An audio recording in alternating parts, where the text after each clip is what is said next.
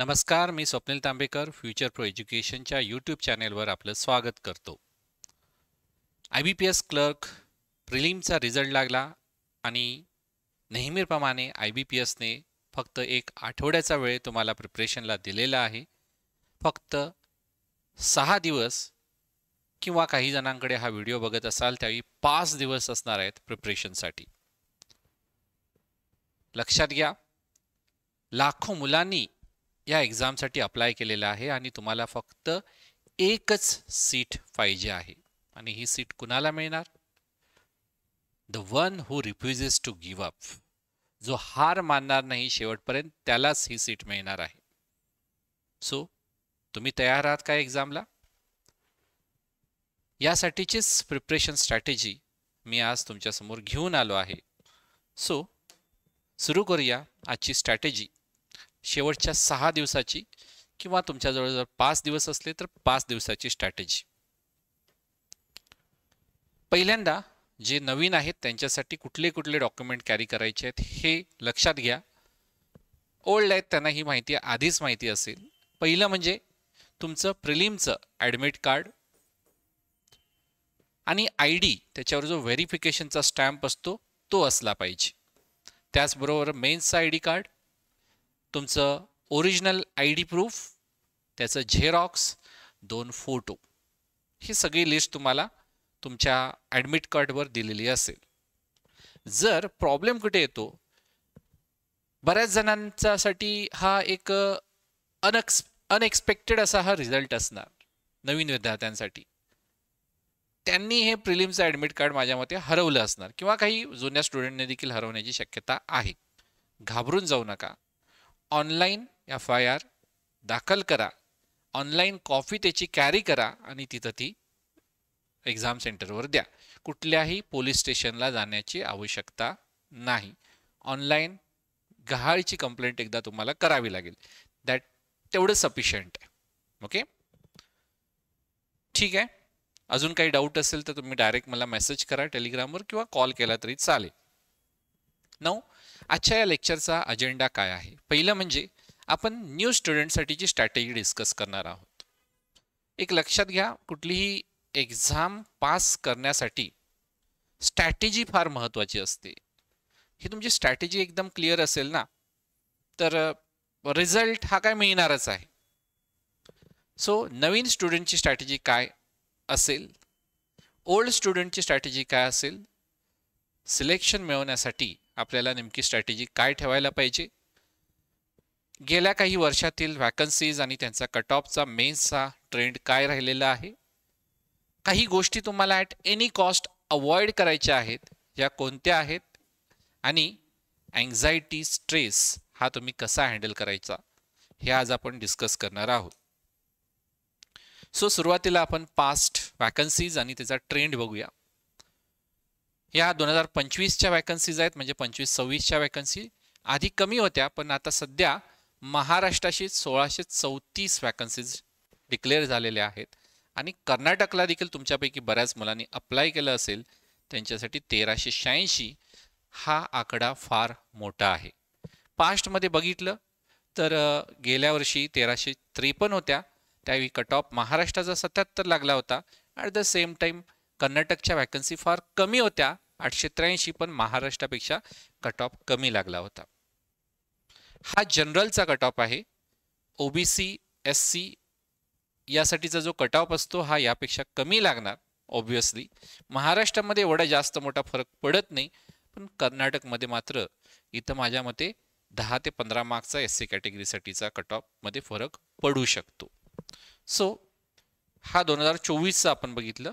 23ला 857, त्यावेळी 72.6चा cut off होता आणि 742 कमी असून देखील कर्नाटकचा कट ऑफ कमी लागला. आणि सेम ट्रेंड ऑब्व्हियसली इथं वॅकन्सीज निम्म्या असून देखील सेम कट ऑफ कर्नाटक महाराष्ट्रासाठी लागलेला आहे. ट्रेंड समजून घ्या. वॅकन्सीचा कट ऑफ, वॅकन्सी आणि कट ऑफपेक्षा तुम्ही हा ट्रेंड बघा. कट ऑफ हा 70 ते 80च्या या रेंजमध्ये लागलेला आहे. नाऊ एक लक्षात घ्या, हा पास्ट ट्रेंड झाला. यावर्षी असंच होईल का, तर याचं उत्तर शोधण्याचा आज आपण प्रयत्न करणार आहोत. So let's see. नवीन स्टुडंटसाठी काय स्ट्रॅटेजी असेल?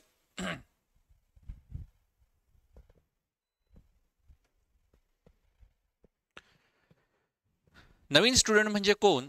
ज्यांनी आतापर्यंत कुठलीही मेन्स दिली नाही आणि अचानकपणे त्यांना रिझल्ट बघितल्यानंतर सुखद धक्का बसला, माझं प्रिलिम निघालेली आहे, असे विद्यार्थी. आणि बऱ्याच जणांनी रिझल्ट बघितला नसेल तर ते रिझल्ट बघा, मे बी तुमची प्रिलिम निघालेली असेल. तर यांनी काय करायचं? सिंपल स्ट्रॅटेजी आहे. 2 स्ट्रॅटेजी मी तुम्हाला रेकमेंड करतो. एक म्हणजे एक लक्षात घ्या, 6 दिवसामध्ये कुठलीही एक्झाम निघत नाही. निघू शकते ऑब्विसली जर तुमचं बेसिक क्लिअर असेल तर, पण या एक्झामसाठी मुलांनी वर्ष, 2 वर्ष, 3 वर्ष मेहनत घेतलेली आहे. तुम्ही 6 दिवसात ती मॅच करू शकत नाही. पण काही गोष्टी आपण आपल्या हातात आहेत आणि काही गोष्टी आपल्या हातात नाही. आपल्या हातात काय आहे? एक पहिली स्ट्रॅटेजी, सिंपल स्ट्रॅटेजी. आपल्या हातात सध्या काय आहे 6 दिवसामध्ये? तर 6 दिवसामध्ये तुम्ही काय करू शकता? तर तुम्ही मॅथ्स करू शकता, क्वांट करू शकता, रिझनिंग करू शकता. जनरल अवेअरनेस, करंट अफेअर हे 6 दिवसात होणार नाही. ते 6 दिवस त्याला दिला तर याला वेळ तुम्हाला मिळणार नाही. इंग्लिश 6 दिवसात होत नाही. 2 स्ट्रॅटेजी मी तुम्हाला सांगतोय. तुम्ही काय करा, इंग्लिश आणि जीए पूर्णपणे इग्नोर करा. फोकस फक्त या 2 सब्जेक्टवर ठेवा, क्वांट आणि रिझनिंग. यासाठी प्रिव्हियस इयर क्वेश्चन पेपर तुम्ही सॉल्व करा. गेल्या 3-4-5 वर्षामधले बँकर्स अड्ड्यावर तुम्हाला मिळून जातील हे प्रिव्हियस इयर क्वेश्चन पेपर. हे फक्त क्वांट आणि रिझनिंगचे सॉल्व करा. क्वेश्चन सिलेक्शन जमलं पाहिजे. क्वेश्चन सिलेक्शनवर कसं करायचं, कुठल्या टाईपचे क्वेश्चन विचारले जातात, यावर तुमचा फोकस असू दे.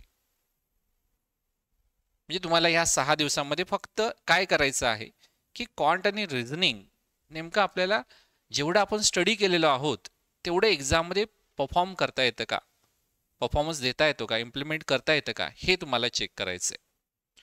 इंग्लिशला ऑब्व्हियसली मी सांगितल्याप्रमाणे डेली सेक्शनल टेस्ट देत असाल तर इथं तुमचा परफॉर्मन्स चांगला जाईल. आणि करंट अफेअरला ऑब्व्हियसली 6 दिवसामध्ये होत नाही. करंट अफेअरला तुम्हाला इग्नोर करावं लागेल. ही झाली पहिली स्ट्रॅटेजी. दुसरी स्ट्रॅटेजी काय आहे? तर या ठिकाणी तुम्हाला फक्त आणि फक्त जीए करायचं आहे.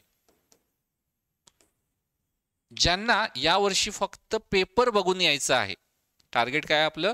फक्त पेपर बघून यायचं. मॅथ्सचे कुठल्या टाईपचे क्वेश्चन येतात, रिझनिंगचे कुठल्या टाईपचे क्वेश्चन येतात, इंग्लिशचा क्वेश्चन पेपर कसा येतो, हे ज्यांना बघून यायचं आहे ना, त्यांनी फक्त जीए करून जा.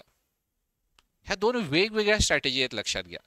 यामध्ये क्वांट रिझनिंगचे जर तुम्ही अटेम्प्ट करायला गेला ना, सगळा क्वेश्चन पेपर कव्हर होणार नाही. काही क्वेश्चन तुमचे बघायचे राहून जातील या स्ट्रॅटेजीप्रमाणे गेला तर. कारण सिलेक्टिव्ह आपण जेवढं तुम्हाला येतं तेवढंच तुम्ही अटेम्प्ट करणार आहे. आणि ही ऍक्च्युअली स्ट्रॅटेजी तुम्हाला जास्त बेनिफिशियल ठरू शकेल, कारण या वर्षीचा पॅटर्न थोडा बदललेला आहे. ओल्ड स्टुडंट जे आहेत त्यांना देखील माहित नाही नेमकं काय येईल. त्यामुळं इथं जर तुम्ही सिलेक्टिव्ह होऊन बघा, बऱ्याच जणांचं असं होतं की मला हे पण येतं ते पण येतं, पण जे नवीन स्टुडंट आहेत त्यांना माहिती आहे मला काय येतं काय येत नाही, हा टॉपिक मी केलाच नाही, मी याच्यावरचे प्रश्न का सॉल्व्ह करू. ओल्डच्या बाबतीत असं होत नाही. So maybe by chance quant रिझनिंगमध्ये तुमचा चांगला परफॉर्मन्स ओल्डपेक्षा देखील येऊ शकतो. आणि जर तुम्ही इंग्लिशमध्ये एक ॲव्हरेज परफॉर्मन्स दिला आणि करंट अफेअरचा कट ऑफ क्लिअर केला जो फार कमी लागतो, तर इथं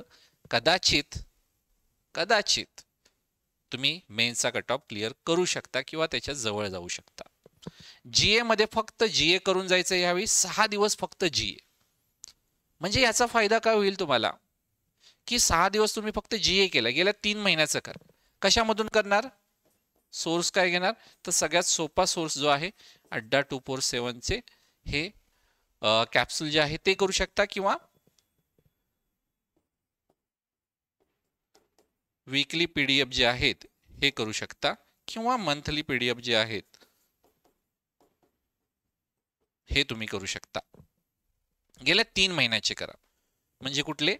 ऑक्टोबर, सप्टेंबर, ऑगस्ट, 3 महिन्याचे फक्त करा. ओके, एवढं 6 दिवसांमध्ये तुम्ही टार्गेट करा. म्हणजे काय याचा फायदा काय होईल? तुम्हाला जीएचा अभ्यास कसा करायचा हे कळेल. सोपा सोर्स आहे अड्डा 247. लक्षात किती राहतं आपल्या याचा अंदाज येईल तुम्हाला, आणि क्वांट रिझनिंग इंग्लिशचे क्वेश्चन कसे येतात हे तुम्हाला कळेल. लक्षात आलं? सो आयदर तुम्ही या स्ट्रॅटेजीने जा, सिलेक्टिव्ह तुम्हाला अप्रोच ठेवायचा आहे, और सगळं जे व्यवस्थित करा, 6 दिवसामध्ये मार्क्स पडतील तेवढे पडतील. क्वांट रिझनिंग इंग्लिशचा मी सगळे क्वेश्चन बघून येणार आहे, म्हणजे नेक्स्ट एक्झामला मला त्याचा फायदा होईल. अशी ही सिंपल स्ट्रॅटेजी राहील न्यू स्टुडंटसाठी. क्लिअर आहे? सो हे क्लिअर असेल तर आपण पुढे जाऊया. ओल्ड स्टुडंटसाठी स्ट्रॅटेजी काय असेल? एक लक्षात घ्या, हलक्यात घेऊ नका ही एक्झाम, कारण या वर्षीचा पॅटर्न हा पूर्णपणे वेगळा आहे. आणि जर तुम्ही आधी एक्झाम दिल्या असतील तर 100% तुम्ही SBI क्लर्क मेन्स दिलेली असणार आहे, आणि SBI क्लर्क मेन्स दिल्यानंतर आठवड्याभरात ही दुसरी मेन्स.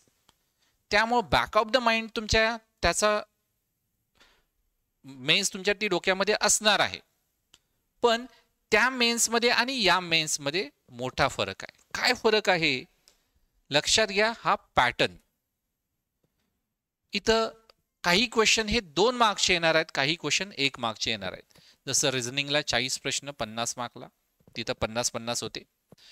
इंग्लिशला 40 प्रश्न 40 मार्कला, हे सेम आहे, हे काही याच्यामध्ये फरक नाही आहे. रिझनिंगला 40 प्रश्न 60 मार्क आणि फक्त वेळ आहे 35 मिनिट, तिथं वेळ होता 45 मिनिट SBI क्लर्क मेन्सला. क्वांटला फक्त 35 क्वेश्चन 50 मार्कला, म्हणजे इथं काही क्वेश्चन 2 मार्कला, कदाचित काही प्रश्न 3 मार्कला देखील येतील. वेळ अत्यंत कमी आहे, 15 मिनिट कमी करण्यात आले. 45 जे होते SBI ला, इथं फक्त 30 मिनिट. तिथं 2 तास 40 मिनिटाचा क्वेश्चन पेपर होता, इथं फक्त 2 आवर्सचा क्वेश्चन पेपर आहे. मोठा फरक आहे, हलक्यात घेऊ नका. त्यामुळं सिंपल स्ट्रॅटेजी ओल्ड स्टुडंटसाठी मी सांगतोय. एक लक्षात घ्या, तुम्हाला फक्त एक गोष्ट या 6 दिवसामध्ये न चुकता करायची आहे, ती म्हणजे भरपूर मॉक टेस्ट द्यायच्या आहेत. 2 प्रकारे मॉक टेस्ट देऊ शकता. एक तर हे सगळं तुम्ही पूर्ण 2 तासाचा पेपर द्या, किंवा सेक्शनल दिलं तरी चालेल. सेक्शनल टाइम आहे, सो इट्स ओके.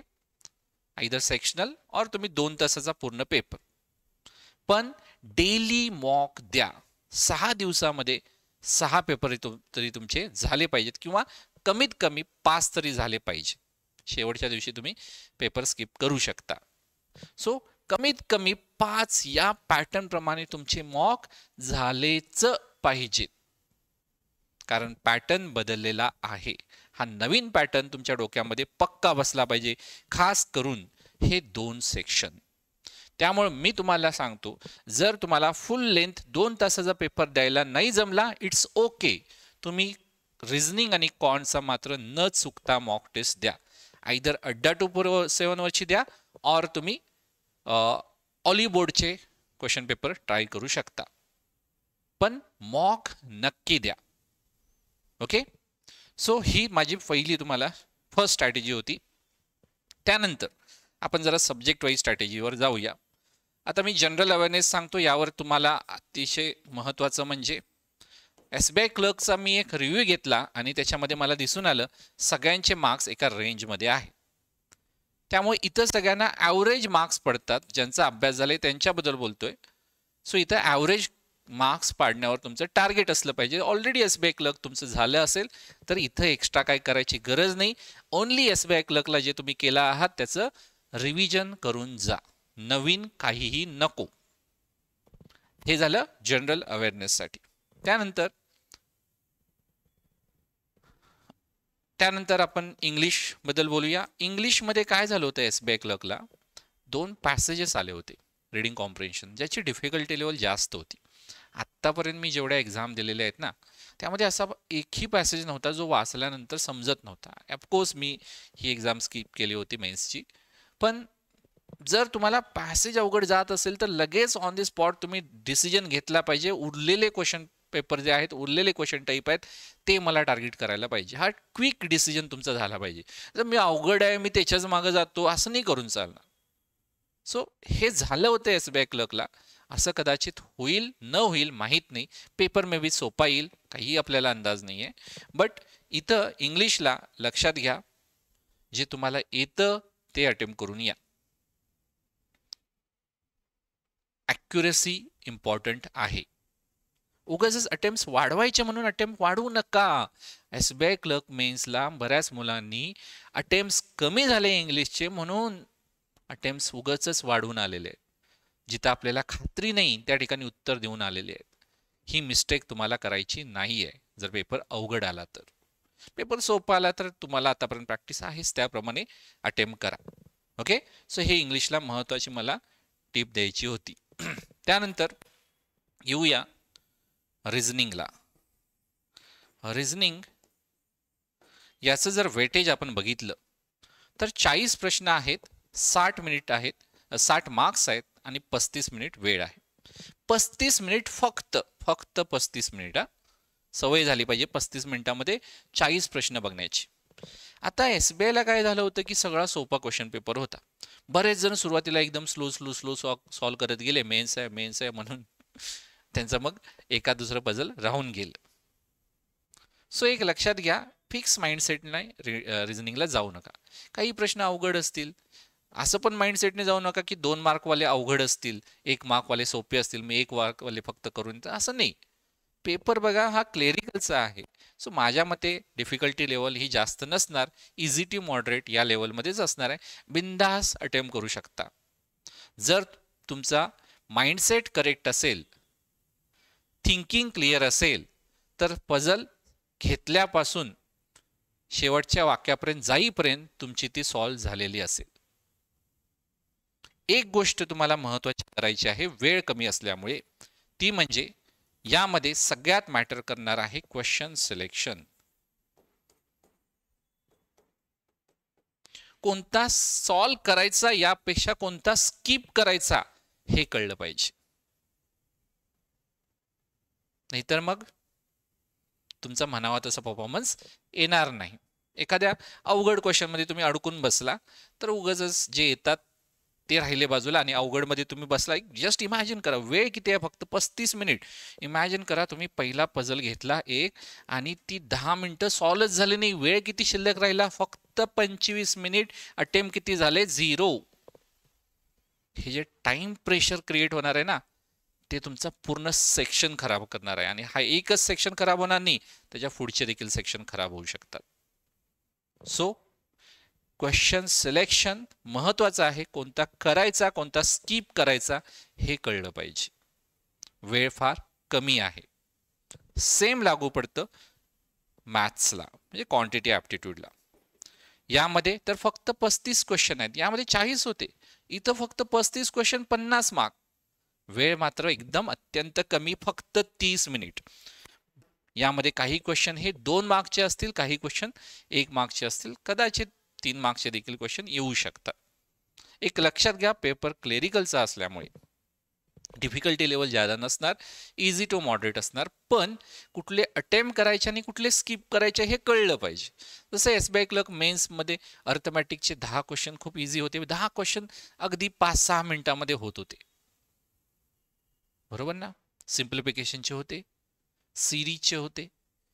सो जर तुम्ही ते सोडून जे अवघड DI आहेत त्याच्या मागे गेला तर प्रॉब्लेम काय होतो, तर DI मधली इन्फॉर्मेशन तुम्ही नीट रीड करत नाही. अंडर स्ट्रेस असता तुम्ही, कुठेतरी लॅक ऑफ कॉन्सन्ट्रेशन होतं आणि त्या अंडर स्ट्रेस असल्यामुळं एखादं वाक्य, महत्त्वाचं वाक्य वाचायचं राहून जातं, ज्यामुळे कळत नाही की ही दिलेला डेटा नेमका कशाबद्दल आहे आणि आपल्याला नवीन डेटा कसा काढायचा आहे. सो इथं क्वांटिटी ॲप्टिट्यूडला तुम्हाला ऑब्विसली क्वेश्चन सिलेक्शन मॅटर करणार आहे. फक्त 30 मिनिटं वेळ आहेत. इथं मी तुम्हाला एक सिनॅरिओ सांगितला, या 30 मिनिटांमध्ये लक्षात घ्या, एक क्वेश्चन तुम्ही 2दा सॉल्व केला, त्याला 3 मिनिटं गेली, फक्त 27 मिनिट शिल्लक राहणार आहे. किंवा एक तुम्ही DIचा सेट गेला, तुम्हाला सुटलाच नाही, 5 मिनिटं गेली, फक्त 25 मिनिट शिल्लक राहणार आहेत आणि जे स्ट्रेस असणार आहे तो अनबिअरेबल असणार आहे. त्यामुळं क्वेश्चन सिलेक्शन महत्वाचं आहे. इतर देखील क्वेश्चन स्किप करायला शिका. सोपा आला तर धाड धाड धाड धाड अटेम्प्ट करत चला, जसं तुम्ही प्रिलिमला करता तसा. लक्षात आलं? पेपर जर सोपा आला तर रिझनिंग क्वांटला बिंदास धाड धाड धाड अटेम्प्ट करत चला. अवघड आला, अवघड म्हणण्यापेक्षा मी मॉडरेट म्हणतोय, अवघड तर येणार नाही, इझी टू मॉडरेट लेवलचा आला तर मात्र तुमचं क्वेश्चन सिलेक्शन मॅटर करेल. सो एक लक्षात घ्या, मी तुम्हाला एवढ्या स्ट्रॅटेजी सगळ्या सांगितलेल्या आहेत, सब्जेक्ट वाईज स्ट्रॅटेजी देखील सांगितली. तर सगळ्यात महत्त्वाचं आहे, जे काय मी सांगितलेलं आहे त्याचा विचार करा आणि विचार केल्यानंतर एक डोक्यामध्ये पक्क टाका, मी कुठल्याही फिक्स माइंडसेटने जाणार नाही. म्हणजे काय फिक्स माइंडसेट म्हणजे काय? तर फिक्स माइंडसेट म्हणजे काय? पेपर अवघड येईल, पेपर सोपा येईल, मी हेच पहिला अटेम्प्ट करेल, मग मी तिकडे जाईल, असं नाही आहे. जे समोर येईल त्याप्रमाणे तुम्ही अडॅप्ट करायला जमलं पाहिजे आणि अडॅप्टेबिलिटी तुमच्याजवळ असली पाहिजे. बँकेमध्ये फक्त हुशार पाहिजेत असं नाही आहे. हुशार पाहिजे असते तर डायरेक्ट त्यांनी PhD वाल्यांना हायर केलं असतं, नाही ना. त्यांना स्मार्ट मुलं पाहिजेत. क्वेश्चन सिलेक्शन व्यवस्थित तुम्हाला जमलं पाहिजे, स्ट्रेस हँडल झाला पाहिजे. त्यामुळं कुठल्याही फिक्स माइंडसेटने जाऊ नका. पेपर अवघड असेल, सोपा असेल असं काय ठेवू नका. 2 मार्कचे अवघड, 2 मार्कचे सोपे, 1 मार्कचे सोपे असा माइंडसेट ठेवू नका. जे समोर येईल ते तुम्ही अटेम्प्ट करा, कारण पहिल्यांदा सगळ्यांसाठी हा पॅटर्न असणार आहे. फर्स्ट टाइम सगळेजण हा पॅटर्न फेस करत आहेत.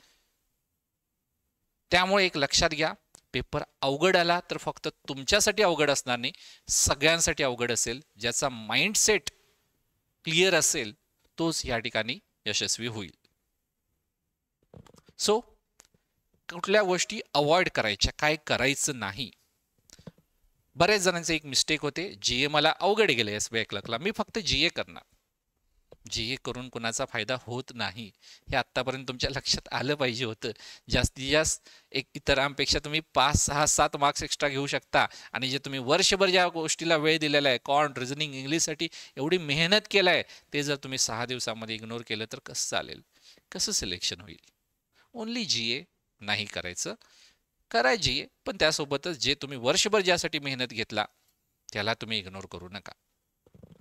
त्यानंतर काही जण रेस्ट घेत नाहीत, खास करून ज्यांचा SBI क्लर्क मेन्स अवघड गेलाय त्यांची तर झोपच उडाली असणार. एक लक्षात घ्या, तुम्ही जर झोप व्यवस्थित घेतली नाही, रेस्ट प्रॉपर घेतली नाही, तर याचा इम्पॅक्ट काय होईल? तुमचा परफॉर्मन्स डाऊन होईल. नुकसान कोणाचं होणार आहे? नुकसान तुमचंच होणार आहे. फायदा कोणाचा होणार आहे? तुमच्या कॉम्पिटिटरचा फायदा होणार आहे. जर तुम्हाला इझिली तुमच्या कॉम्पिटिटरचा फायदा करून तुम्हाला द्यायचा असेल तर तुम्ही बिंदास न झोपता 6 दिवस 24 तास अभ्यास करत बसा. याचा नुकसान मात्र 100% तुम्हाला होईल. कदाचित पेपरच्या दिवशी कम्प्युटर समोर जाऊन तुम्ही झोपाल. असं व्हायचं नसेल तर प्रॉपर या 6 दिवसामध्ये रेस्ट घ्या. शेवटच्या दिवशी देखील रेस्ट घेणं गरजेचं आहे, पण या 6 दिवसामध्ये अत्यंत गरजेचं आहे. सो फिक्स माइंडसेटने जाऊ नका, ऑलरेडी सांगितलेलं आहे. Carrying the weight of past mistakes. हा पेपर मी असा सॉल्व केला असता तर आता मी PO झालो असतो, क्लर्क झालो असतो. माझ्यासोबत अभ्यास करणारा, माझ्यापेक्षा कमी हुशार असणारा मुलगा बँकेमध्ये सध्या लागला आहे, मी तर अजून अभ्यास करत आहे, असे जर विचार करत राहिला तर अशा तुम्ही वेगळ्या स्टेटमध्ये जाता. आणि वेळ कसा निघून जातो ना, माइंड स्टेट जो आहे तो असा तुम्हाला वेगळ्या स्टेटमध्ये घेऊन जातं की वेळ कसा निघून जातो हे तुम्हाला कळत नाही. आणि वेळ एकदा तुमच्या हातातून निघून गेला, 10 मिनिटं, 15 मिनिटं, अर्धा तास, खास करून या एक्झाम पिरियडमध्ये, तर त्याचा स्ट्रेस क्रिएट होतो. न संपणारा हा गुंता आहे, याच्यामध्ये पडू नका. जे काय झालं ते विसरून जा. जे काय पास्टमध्ये तुम्ही मिस्टेक केल्या, SBI क्लर्क मधल्या मिस्टेक विसरून जा. Back of the mind SBI क्लर्कचा पेपर ठेवा, पण त्याचा परिणाम आत्ता तुम्ही आत्ताच्या एक्झामवर व्हायला देऊ नका. अजून तुमच्या पास्ट मिस्टेक काही असतील, मे बी अजून काय तुमच्या पर्सनल लाईफमधला इश्यू असेल, तो पूर्णपणे या 6 दिवसांमध्ये विसरून जा. झोकून देऊन अभ्यास करा. पास्टचा विचार करू नका आणि ॲट द सेम टाइम फ्युचरचा देखील विचार करू नका. स्ट्रेस काय येतो, अँझायटी काय येते? दोन गोष्टीमुळे. एक तर तुम्ही पास्टचा विचार करता, प्रेझेंट खराब करता. सिमिलरली तुम्ही फ्युचरचा विचार करता, रिझल्ट माझ्या फेवरमध्ये नाही आला तर मी काय करू? सो पास्टचा विचार करू नका, फ्युचरचा विचार करू नका, प्रेझेंटमध्ये राहा. तुम्ही सध्या स्वतःला सतत सतत आठवण करून घ्या की तुम्हाला आता या वर्तमानात राहायचं आहे. Be at present. दरवेळी स्वतःला समजवा. ही जर्नी महत्वाची आहे, ना की रिझल्ट. जर तुम्ही प्रामाणिकपणे मेहनत केली असेल, डिसिप्लिन असेल, कन्सिस्टन्सी असेल, तर रिझल्ट हा तुमच्या फेवरमध्ये येणारच, याची काळजी करू नका. सो मला IBPS क्लर्क मेन्ससाठी जे महत्त्वाचे टिप्स द्यायचे होते, स्ट्रॅटेजी द्यायची होते, ते तुम्हाला सांगितलेले आहे. जर आजचं लेक्चर तुम्हाला आवडलं तर नक्की मला तसं कमेंट करून कळवू शकता, मेसेज करून कळवू शकता. आणि IBPS क्लर्क मेन्ससाठी सगळ्यांना ऑल द बेस्ट. जे मेहनत करतात त्यांच्यासोबत लक असतं, त्यामुळे बेस्ट ऑफ लक असं मी म्हणणार नाही. So all the best.